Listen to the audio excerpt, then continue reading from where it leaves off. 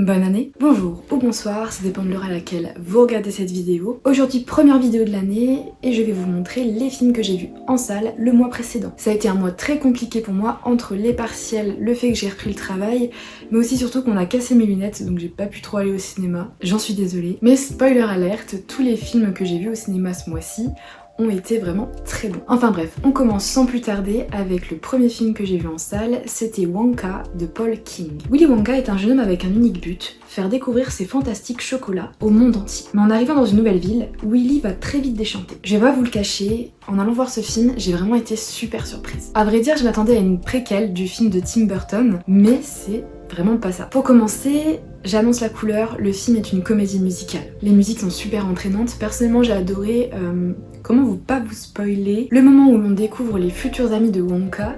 La musique s'appelle Scrub Scrub je crois, bon l'accent anglais est pas ouf, désolé. Donc j'ai été vraiment agréablement surprise sur ce point parce que je n'aime pas les comédies musicales, mais là les musiques ne m'ont pas dérangé. Il faut dire que c'était vachement naturel, c'était fluide, ça accompagnait bien le film. Elles permettent aussi de nous initier dans ce monde un peu magique. En parlant de magie, ce côté-là, dans le personnage de Wonka, est vachement développé. D'ailleurs, on apprend dans le film que de base, Willy Wonka, il voulait devenir magicien. À vrai dire, j'ai vu une autre facette de ce personnage. Timothée Chalamet joue le personnage de Wonka à la perfection. Il faut dire que c'est assez dur de passer après Johnny Depp, mais il propose une autre version de ce personnage. Un personnage qui est vachement entouré, qui n'attend pas de recevoir pour donner, et surtout très naïf car il est trop gentil avec les autres. Le film se concentre davantage aussi sur la relation que Wonka a entretenue avec sa mère.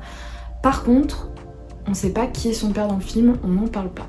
On n'a pas cette histoire que l'on retrouvait dans le film de Tim Burton. Ici, c'est l'amour maternel qui prime, et surtout, on apprend que c'est sa mère qui lui a donné la passion du chocolat. Au niveau du scénario, j'ai aimé toutes les intrigues. Oui, il y en a plusieurs. Elles sont amenées de manière fluide et naturelle, sans en faire trop. J'ai beaucoup été touchée par le personnage de Noodle, une petite orpheline qui a été recueillie par l'aubergiste. J'ai failli chialer d'ailleurs à la fin tellement que l'histoire m'a touchée, mais bon, j'étais avec quelqu'un donc j'allais quand même pas pleurer à côté. J'ai une certaine réputation à tenir. Au niveau des décors, j'ai adoré. L'ambiance, les couleurs, les bâtiments m'ont complètement charmé et surtout on retrouve quand même l'univers de Tim Burton au moment où Wonka ouvre sa première chocolaterie. J'ai pas vu le temps passer, bien au contraire, le film aurait pu durer 30 minutes de plus que je m'en serais pas rendu compte. Un très bon film qui m'a bien reboosté après un mois de novembre assez tristoun. Et bonne nouvelle puisqu'on continue sur cette lancée avec le film Vermine de Sébastien Vanissek. On va suivre l'histoire de Caleb qui récupère une mystérieuse araignée. Mais en rentrant chez lui, il découvre que l'araignée n'est plus là. Grosse et énorme claque, mais vraiment de fou. Je crois que l'on tient là l'un des meilleurs films français de 2023. Zéro van. Il faut aller voir ce film. Déjà, ce que j'ai aimé, c'est que l'horreur est là dès les premières minutes du film.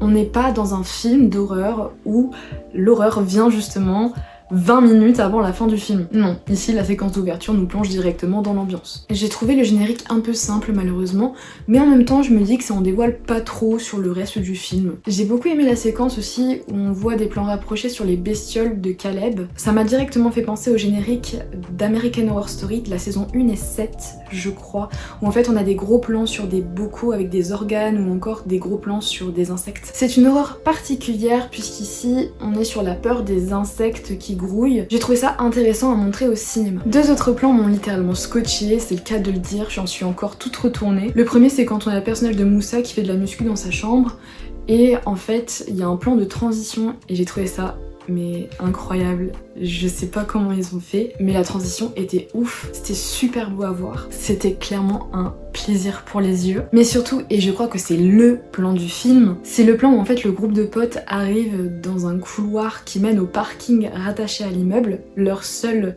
issue de sortie, et en fait il est infesté d'araignées et la caméra commence à tourner mais surtout à reculer, ce qui me donne une impression de tunnel sans fin en fait. Mais en plus le plan est super long et c'est ce qui le rend encore plus angoissant je trouve. On m'a demandé si c'était un film à voir pour les arachnophobes.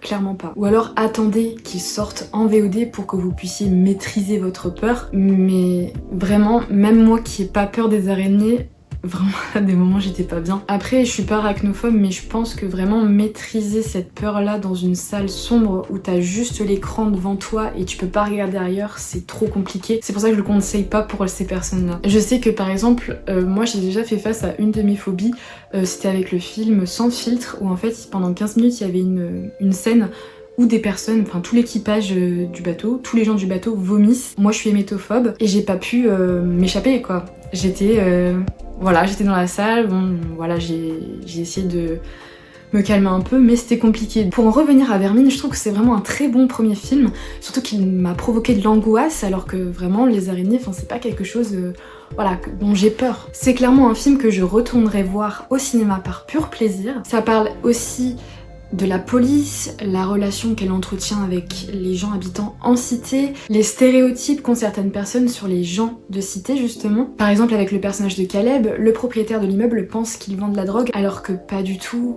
il est juste là à aimer ses bestioles et à vendre des chaussures. C'est tout. On retrouve aussi une touche d'humour, notamment avec le personnage de Mathis, incarné par Jérôme Niel. Ce que j'ai bien aimé, c'est que c'est par touche. C'est pas trop et c'est bien rythmé. C'est sans surprise que je conseille ce film, mais par contre, il n'y a pas beaucoup de com là-dessus, j'ai l'impression. Donc si vous l'avez vu et que vous l'avez aimé, mais n'hésitez pas à en parler à vos proches. Sur ce, cette vidéo touche à sa fin. Un mois pas du tout chargé. Faut dire qu'on est bien loin des 9 films que j'avais vus en salle au mois de septembre. Mais je vais essayer de m'organiser pour en visionner un maximum ce mois-ci. N'hésitez pas à me dire en commentaire ce que vous en avez pensé pour que je puisse m'améliorer. Quant à moi, je vous retrouve très vite pour une prochaine vidéo. Bisous, à plus dans le bus.